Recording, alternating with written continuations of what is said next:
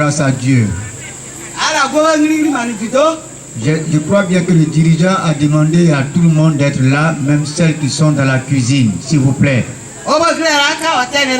Informez toutes celles qui sont dans la cuisine de s'approcher, de ne pas laisser la nourriture sur la présence de Dieu.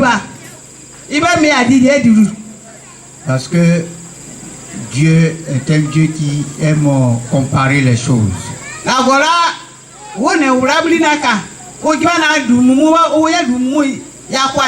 Pendant qu'il se dispose pour être là, il ne faut pas qu'il te trouve distrait.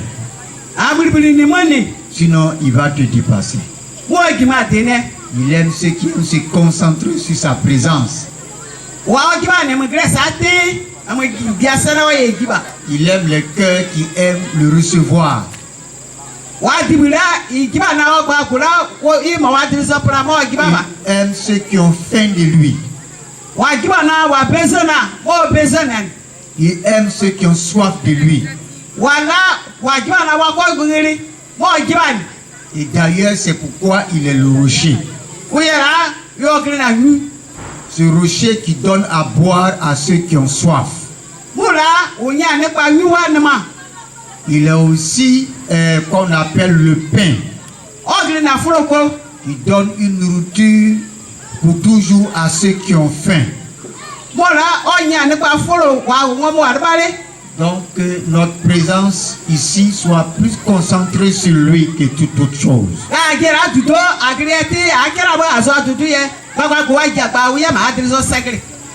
Et lorsque nous sommes arrivés ici, le Seigneur nous a partagé son fardeau en tirant cela dans un verset de Matthieu chapitre 19. C'est le verset 27. Mais on va lire le verset 16 pour comprendre quelque chose de très important. Il a dit, et voici un homme s'approcha et dit à Jésus, Maître, que dois-je faire de bon pour avoir la vie éternelle? Il lui répondit, pourquoi m'interroges-tu sur ce qui est bon? Un seul est bon. Si tu veux entrer dans la vie, observe les commandements. Lesquels, lui dit-il? Jésus répondit, tu ne tueras point, tu ne commettras point d'adultère, tu ne déroberas point, tu diras point de faux témoignages, honore ton père et ta mère, et tu aimeras ton prochain comme toi-même. Le jeune homme lui dit, j'ai observé toutes ces choses. Que me manque-t-il encore? Jésus lui dit, si tu veux être parfait, va, vends ce que tu possèdes, donne-le aux pauvres, et tu auras un trésor dans le ciel. Puis viens et suis-moi. Après avoir entendu ces paroles, le jeune homme s'en alla tout triste, car il avait du grand bien. Jésus dit à ses disciples, je vous le dis en vérité, un riche entrera difficilement dans le royaume des cieux. Je vous le dis encore, il est plus facile à un chameau de passer par le trou d'une aiguille qu'à un riche d'entrer dans le royaume de Dieu. Les disciples ayant entendu cela furent très étonnés. Ils dirent, qui peut donc être sauvé? Jésus les regarda et leur dit, aux hommes cela est impossible, mais à Dieu tout est possible. Pierre prenant alors la parole lui dit, voici nous avons tout quitté et nous t'avons suivi. Quand sera-t-il pour nous? Jésus leur répondit, je vous le dis en vérité, quand le Fils de l'homme au renouvellement de toutes choses sera assis sur le trône de sa gloire, vous qui m'avez suivi, vous serez de même assis sur les 12 trônes, et vous sur les 12 trônes, et vous jugerez les tribus d'Israël. Et quiconque aura quitté à cause de mon nom, ses frères, ses sœurs, ou son père, ou sa mère, ou sa femme, ou ses enfants, ou ses terres, ou ses maisons, recevra le centuple et héritera la vie éternelle. Plusieurs des premiers seront les derniers, et plusieurs des derniers, seront les premiers. Amen. Amen. Voici la parole de Dieu, lui, bien que c'était un peu long, mais c'est salutaire.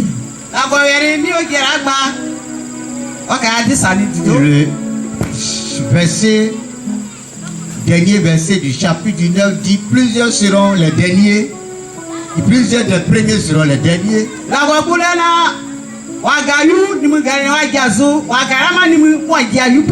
Et plusieurs des derniers seront les premiers. Cela va dire beaucoup vont venir en premier. Mais ce qui va le rendre dernier, ce sont les richesses de ce monde qui les possèdent.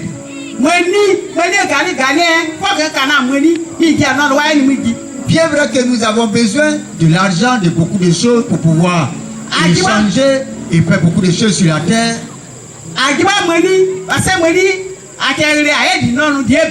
Mais ça ne doit pas remplacer Dieu. Parce qu'aujourd'hui on cherche l'argent, mais on ne cherche pas Dieu.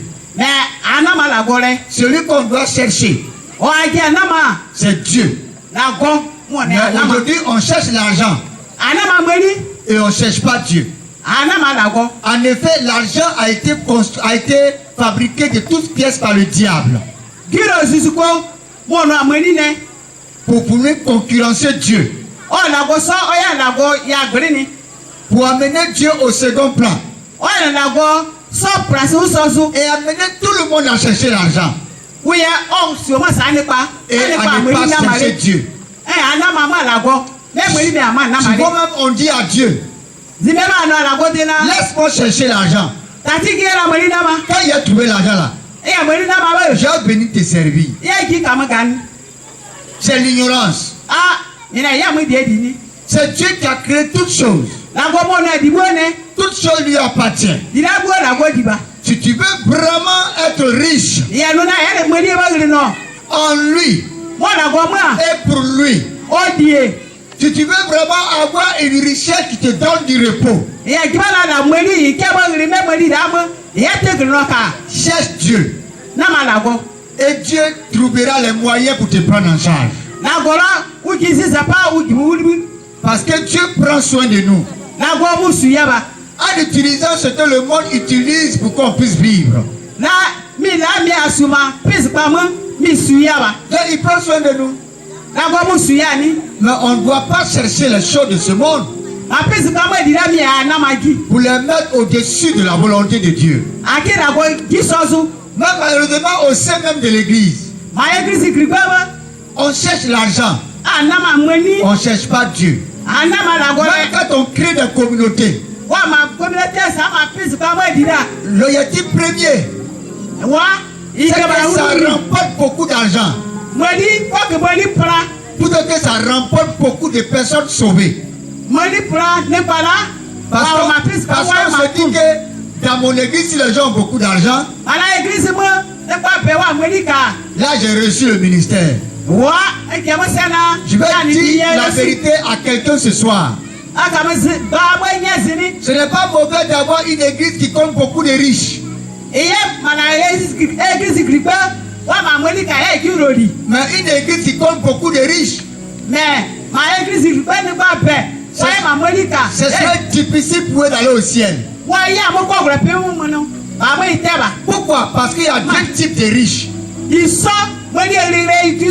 Il y a des gens qui ont beaucoup de milliards, mais devant Dieu ils sont pauvres. Je répète, il y a des gens qui ont beaucoup de milliards, mais devant Dieu ils sont pauvres.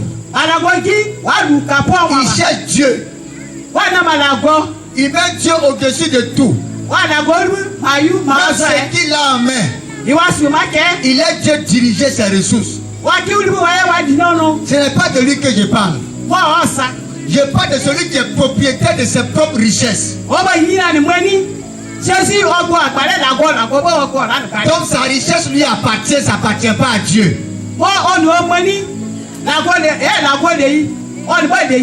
De telles personnes, c'est difficile pour eux d'aller au ciel. Parce que tu ne peux pas être dirigé par 2 maîtres. Soit c'est Dieu qui te dirige, soit c'est l'argent qui te dirige. Moi j'ai compris ça.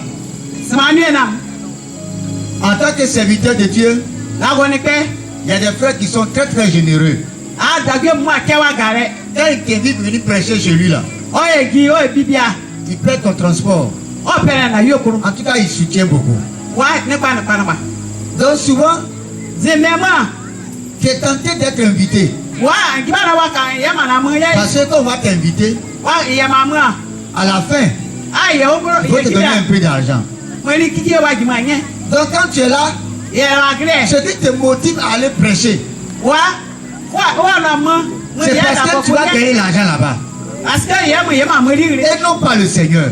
Quand j'ai compris ça, je suis resté dans mon coin. Si il y a des églises qui sont très riches qui m'invitent, moi, on me connaît pour ça. Mais quand je n'ai pas la conviction que c'est Dieu qui m'envoie, je refuse l'invitation. Parce que c'est que si je suis rentré dans ça, je serais en train de servir l'argent et non pas servir Dieu. Même quand je dois me déplacer, quand je dois prêcher, que ce soit Dieu qui m'envoie, je refuserai toujours que tout ce que je fais soit motivé par l'argent. Mais que ça soit motivé par le fait que c'est Dieu qui m'envoie. Si tu m'envoies quelque part, et que là-bas on m'a donné 1 million, 2 millions, c'est Dieu qui m'a envoyé, c'est Dieu qui m'a donné. Mais l'argent ne doit pas m'envoyer. Quand des gens quittent le village pour chercher à faire ministère en ville, ça que c'est Dieu qui les envoie. Ce qui les envoie là-bas, c'est l'argent qui les envoie. Moi je connais quelqu'un qui était en Dokwa. Ça allait un peu. Un jour il arrive à l'église. Il avait le panier d'offrandes en main. Mais il a oublié sa Bible à la maison. Et il dit, ici la vie est trop pauvre. Moi, j'allais faire l'œuvre de Dieu à Angri. J'allais faire l'œuvre de Dieu à Cocody. Et il a laissé le troupeau. Et il est parti. Et là où je vous parle aujourd'hui, l'église est dispersée. Il n'a plus rien. Et il n'a plus d'église. Pourquoi? Parce qu'à un moment donné de la marche, il a voulu se faire envoyer par l'argent. Alléluia. Pourquoi j'insiste là-dessus? Il y a des opportunités que Dieu permet. Surtout en nous appelant comme serviteurs de Dieu. Surtout en faisant de nous ses enfants. Mais il y a des gens qui perdent ces opportunités à cause des biens de la terre. Il y a des gens qui perdent ces opportunités à cause des biens de la terre. Le jeune homme riche a posé une très belle question. Comment on doit faire pour avoir la vie éternelle? Un jour Jésus a prêché. Et il a entendu le message sur la vie éternelle. Il voulait recevoir la vie éternelle. Mais quand il a eu l'opportunité d'être auprès de Jésus, il a eu l'opportunité de lui parler face à face. Il a eu l'opportunité d'accès direct à Jésus. Et il a posé la question à Jésus. Jésus lui a dit, tu sais prêcher, tu sais diriger, tu sais jouer musique, tu sais bien chanter, et que tu viens à l'église à l'heure. Il dit, je fais tout ça. Il dit, d'accord, si tu as dit après ça, c'est bien. Mais il demande une chose. C'est que tu es possédé par ta possession. C'est que tu as sous la main ta possédée. Ce n'est pas moi qui dirige ta richesse. Voici la condition. Désormais, je vais diriger ta richesse. Va, distribue tous tes biens aux pauvres. Et viens me suivre. Et puis Guy. Ce jeune homme riche, il était motivé par le fait d'aller au ciel. Il était motivé par le fait d'avoir la vie éternelle. Mais quand Jésus a abordé ce sujet, il a perdu l'opportunité. Et il est parti. C'est difficile d'avoir accès à Jésus. Parce que si tu ne l'as pas cherché de tout ton cœur, tu ne peux pas le trouver.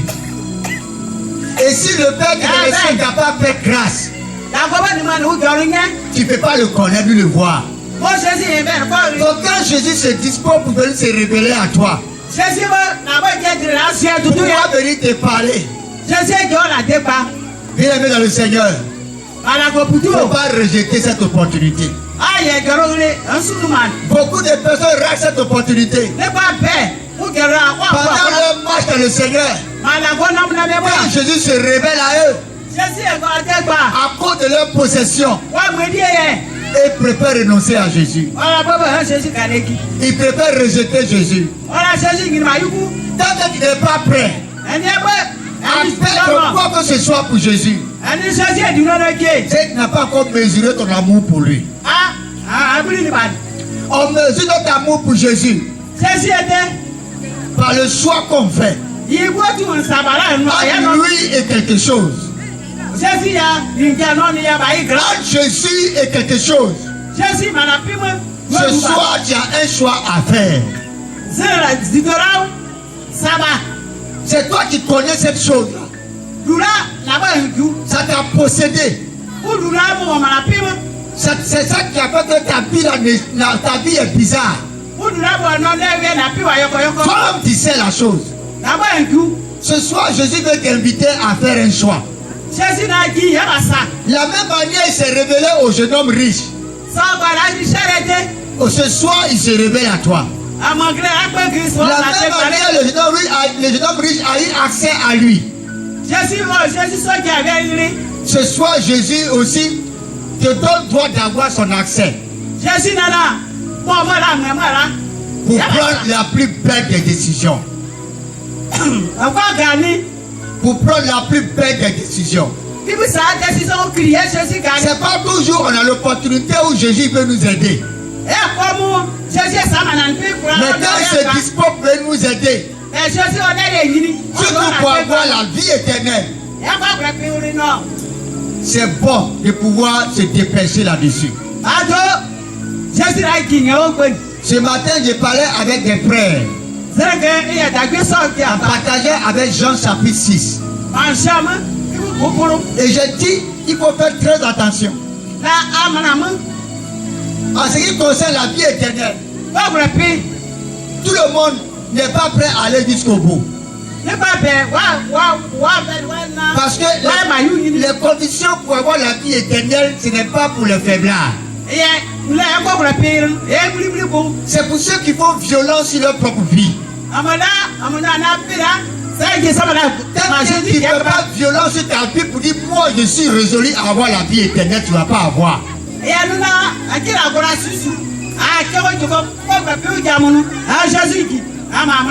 Souvent il y a des expressions qu'on fait qui nous étonnent dans les églises. On peut dire par exemple, mais est-ce que vous ne croyez pas que Jésus est en vous? Jésus est en vous. Croyez au moins pas qu'il est en vous. Est-ce que Jésus n'est pas là? Jésus, vous faites comme si Jésus n'est pas en vous. C'est pas de la faute de ces derniers, Jésus n'est pas là. Quand Jésus entre dans la vie de quelqu'un, forcément quelque chose n'est pas dans sa vie. Mais quand quelqu'un, tu le vois, il est toujours là, il est tourné en rond sur sa propre vie là. La vie éternelle ne lui a pas encore été donnée. Quand quelqu'un reçoit la vie éternelle, il y a quelque chose d'extraordinaire qui ne peut pas expliquer à quelqu'un.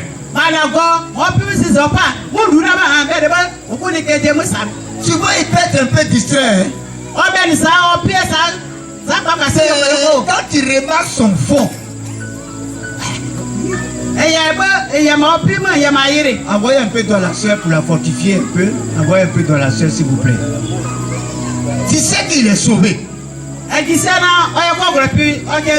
Mais beaucoup de personnes ratent des opportunités pour recevoir le salut. Parce qu'il y a des choses qu'ils ne veulent pas laisser. Alléluia.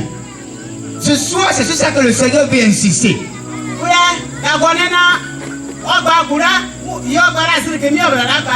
On parle beaucoup du jeune homme riche.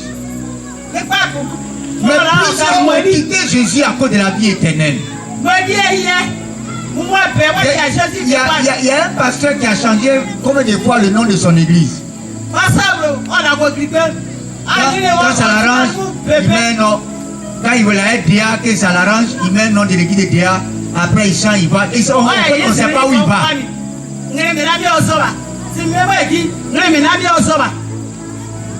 Parce que celui qui est dans l'esprit de la vie éternelle, sa vie est stable et posée. Parce que bien vrai qu'il soit sur la terre, sa vie est du ciel. Et sa vie est cachée avec Christ en Dieu. Et il n'a plus de vie pour lui-même. On sent que le royaume de Dieu l'intéresse plus que le royaume de la terre. Personne ne peut être du ciel. Et on ne peut pas le remarquer dans son langage. Dans Jean chapitre 3, Jésus a dit une parole très intéressante. Il dit celui qui est de la terre est de la terre. Et il parle comme étant de la terre, n'est-ce pas? Mais celui qui est du ciel est au-dessus de tous. Amen. Amen. Comment quand quelqu'un est sauvé, on le remarque par sa façon de parler. On le remarque par sa façon de se comporter. On le remarque par sa façon de se comporter dans l'église communautaire. On le remarque par sa façon de se comporter dans l'église universelle. Personne ne peut recevoir en lui la vie qui est éternelle sans se faire remarquer ça partout, il s'en va. Même quand il se trouve au milieu des gens qui sont carrément possédés de démons, quand on le regarde, on sent qu'il y a une différence. Parce qu'il y a une vie en lui qu'on appelle une vie qui est lumière. Partout ça arrive, ça apporte la lumière, ça éclaire là où ça s'en va. Il suffit pour de telles personnes de dire seulement un mot pour que son mot apporte la paix, pour que son mot apporte le réconfort, pour que son mot te ramène vers Dieu. Il a son langage à part. Il a son comportement à part. C'est vrai qu'il a des faiblesses, il lutte, il a des faiblesses. Mais sa lumière parle plus fortement que ses faiblesses. Donc personne ne peut avoir la vie éternelle et puis être caché. Parce qu'on ne peut pas cacher ça. Donc Pierre a remarqué ça dans la vie de Jésus. À un moment donné de la marche avec Jésus, les choses ont commencé à être compliquées. Les choses ont commencé à être très compliquées. Et quand Jésus a dit maintenant, après avoir multiplié le pain, les gens ont mangé. Après avoir donné beaucoup de poissons, les gens ont mangé. Il dit à partir d'aujourd'hui, il n'y a plus pain, il n'y a plus poisson. Il n'y a rien à boire.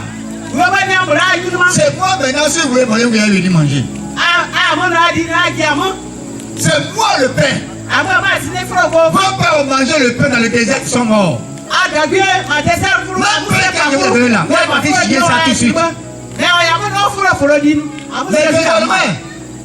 C'est moi le vrai pain. Quand il a dit ça, il y a un groupe de disciples qui a dit, c'est qui dit qu'il est devenu trop difficile? Les choses sont devenues compliquées. Vous voyez, personne ne peut aller loin s'il ne s'organise. Il y a des gens qui aiment persévérer dans le désordre. À un moment donné, quand le leader ne parle pas, il laisse les choses faire. Pour eux, c'est normal que ça reste comme ça. Mais le jour où le leader commence à mettre de l'ordre, et puis ces personnes-là commencent à le critiquer. Et il y a même qui quittent ces gens de leaders-là. On ne peut pas avancer sans l'ordre. On ne peut pas avancer sans la discipline. Donc quand Jésus a dit ça, on dit que c'était trop dur ce ministère-là. Quand on regarde, on pense que Jésus ne va pas arriver loin avec ça. Oui, il peut aller avec ça. Je vous dis la vérité. Ce n'est pas parce que tu ne comprends pas quelque chose que ce n'est pas vrai. Ce n'est pas parce que tu ne connais pas, tu n'as même vu quelque chose que ce n'est pas ça. S'il y a des choses que tu ne comprends pas, va demander à Dieu, il va t'expliquer. Depuis on est né ici là. Ministère où on mange l'homme comme pain, on boit l'homme comme l'eau, on n'a jamais vu ça ici. C'est trop difficile pour nous. On n'a jamais vu ce genre de ministère. C'est toi qui n'as pas encore vu ça. Mais depuis que Dieu est avec l'homme, c'est lui qui a été toujours le pain de l'homme.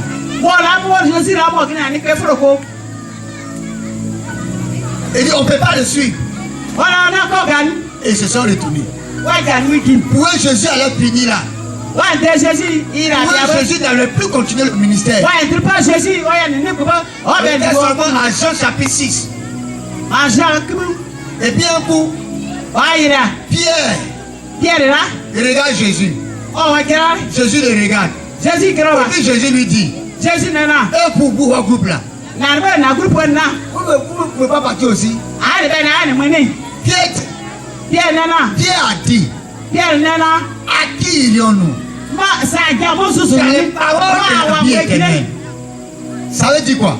On va aller où pour avoir un message qui nous donne la vie éternelle? C'est où on va aller pour entendre ce message qui nous garantit la vie éternelle? C'est où on va partir où le chemin sera tracé pour nous amener au ciel?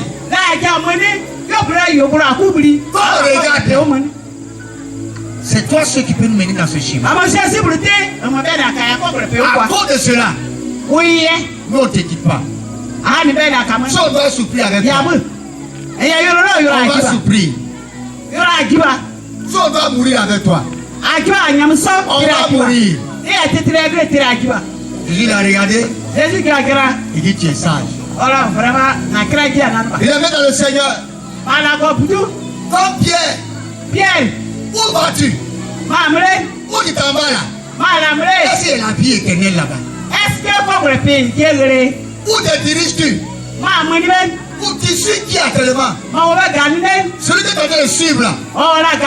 Est-ce qu'il amène vers le ciel?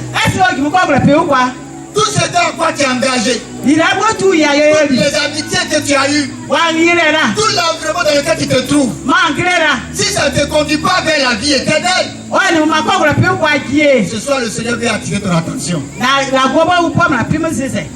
Parce que la vie éternelle, c'est pas pour n'importe qui. C'est pour ceux qui sont décidés à être enfants de Dieu. Pourquoi ce soir le Seigneur nous invite à cela? Est-ce que vraiment tu es prêt à être sauvé? Est-ce que Veux-tu aller au ciel? Tu veux avoir aussi la vie éternelle? Ou tu veux périr dans le feu de l'enfer?